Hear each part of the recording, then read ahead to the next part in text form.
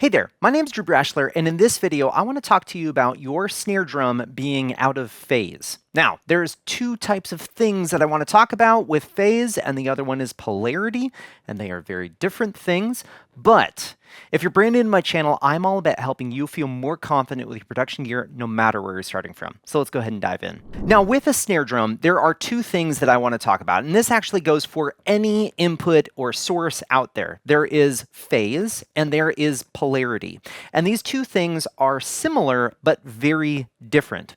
Now, let's first talk about polarity. Now, polarity actually affects the electrical signal of your microphone cable, and if it takes a positive swing or a negative swing on that electrical signal. So, for instance, this microphone. Say we have a snare drum right here, and I am miking this snare drum on the top. Well, when I hit this snare drum, it's going to take the snare drum head and put a downward motion, and that's going to take this element of this microphone and actually pull the element out slightly. Now, if you have a microphone on the bottom and you hit that snare drum head, it's going to be pushing air towards this microphone, which is going to take the element and take it down, which is the opposite direction of the snare top mic. And so if you take these two microphones, a top and a bottom, and you hit the snare drum, and you bring both of those two snare drum microphones into your mixer and bring it up, it is going to sound very thin. And that's because one of your mics is out of polarity with each other. And so all you have to do is just go to one of the microphones, go into your preamp section, and invert the polarity. That is what this button does, is it just takes that positive signal and flips it so it's negative, or takes a negative signal and flips it so that it's positive. And so that's what a polarity invert does. You can also do this with an actual wire. So you could take your XLR and wire it backwards, wire the negative side to the positive and the positive side to the negative, in essence creating a polarity reverse in an actual cable. And sometimes cables are wired incorrectly, and so you might run into this and say you have a stereo guitar and you have two XLRs plugged into that stereo guitar and it sounds weird. Chances are one of the XLRs has a polarity reverse in it accidentally. But in this case, if you have two microphones like that, you would want to flip the polarity of one of them. Now, the other aspect of this is phase. Phase has nothing to do with polarity. Phase has everything to do with timing and distance.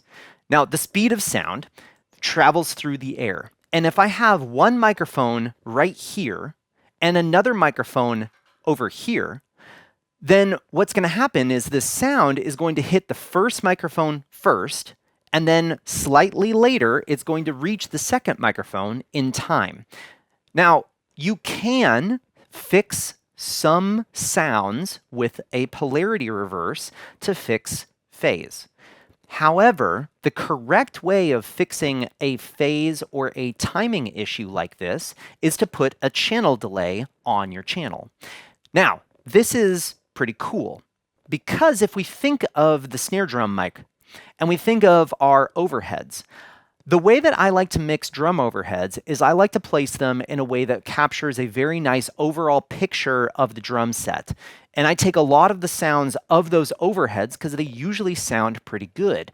And I bring that up to create the stereo blend of my drums, and then I'll add the spot mics or the individual mics on those drums to emphasize certain frequencies or emphasize certain sounds. But if we think of that snare drum and we think of that top snare drum mic, this is a whole lot closer than our overheads would be. Say our overheads are a few feet above. Well, that timing matters, and we can actually hear that in our mix. And so I have a mix pulled up here, and I'm going to mute my snare, and I have my overheads here. So we're just going to be listening to the overheads that I have. Now I do have a gate on here which we can bypass. But this is a pretty good sound for a drum set. Okay?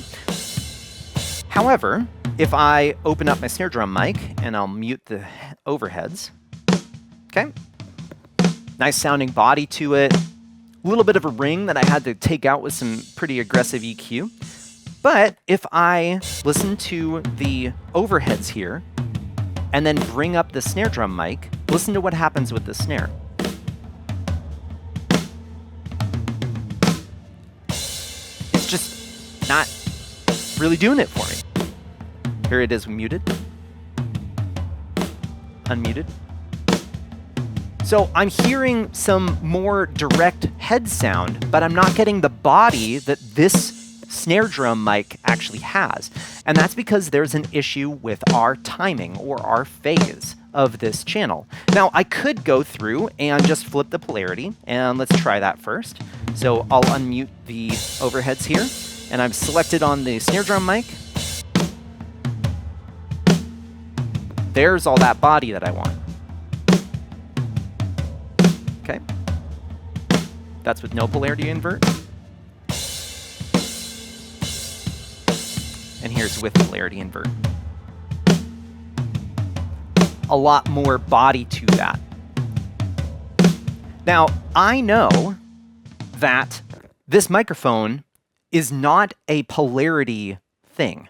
For this particular microphone, when I'm looking at the actual waveform inside of Reaper, and this is one great way that you can do with multi-track recording, is you can actually zoom in on the waveforms and see, is your snare drum mic going positive on the first swing? And then look at the overhead and see, is that snare drum going positive on the first swing when that snare drum hits?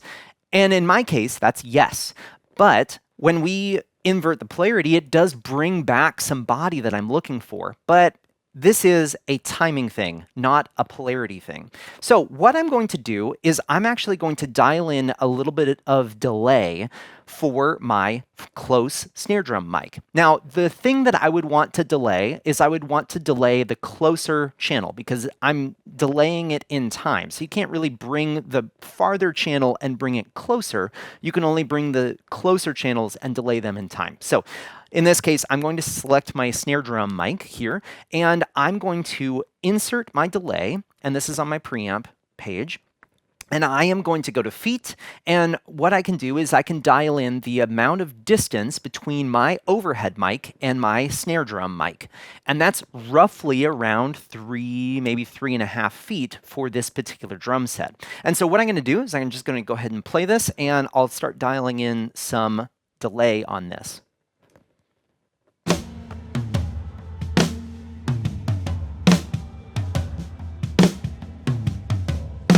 And just right there, boom. Now I'm hearing a really good sound for that snare drum in comparison to my overheads. So here's my overheads, and then here's bringing in that snare drum mic. And then let's undo the delay here, and then insert that delay. Okay, no delay, delay.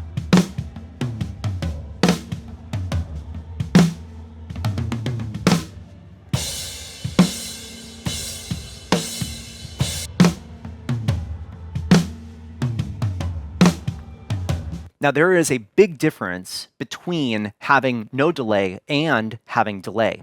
Now, we could also add the bottom snare drum mic to this, and this gets a little bit more on the tricky side because our polarity is inverted on our snare drum bottom mic because it is mic'd underneath. So what we have to do is we not only have to go to the snare drum bottom mic and invert the polarity, but then also add delay.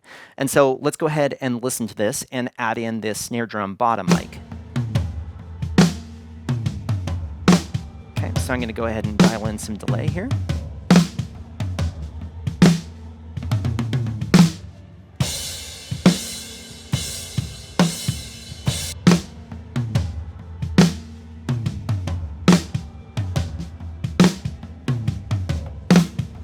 There's no bottom. There's with bottom. So if you have a snare drum mic that's close and overheads that are a little bit farther away, you are out of phase between your snare drum and your overheads. And what's great is a lot of modern consoles now have the ability of delaying your channels. The Behringer X32 has the ability to delay the channels for the main processing of channels. So I would be able to delay my snare drum mic on an X32 or an M32 or a Wing or Yamaha consoles. A bunch of digital consoles have this. So if you have a digital console and you have the ability to delay, go check out your waveforms and see how delayed all of those items are. Now, this would also be the same thing for your toms and your overhead mic and all of this stuff. If you're really getting a lot of the sound of your drum set from your overheads, then all of your microphones should be time aligned to your overheads. And that way it's just going to really tighten up that sound of your drum set. Now, I hope this video was helpful for you today. If you do happen to have any questions, or there's your video that you're hoping that I would make on the Wing, really anything that's out there, please post that in the comment section down below, as I'm always reading through those comments to find videos that are going to be helpful for you. If you haven't already, make sure to check out my website at drewbrashler.com. Otherwise, I hope you have a great day.